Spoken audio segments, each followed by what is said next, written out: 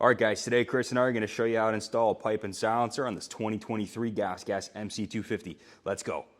So all you need for tools is a 10 millimeter, an 8 millimeter, and a spring puller. Collars and the rubbers are going to have to be removed and put onto the new pipe. I'll leave that right there just to hold it in. Okay, that stayed on the silencer. Now these grommets and these spaces have to be installed onto the other muffler on the other. I'm just pushing them out with my fingers, but usually you can use a screwdriver or something. I'm back in.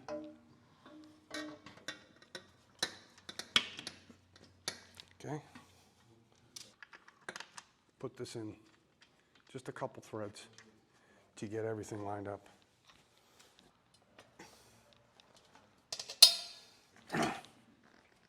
Okay. Maybe.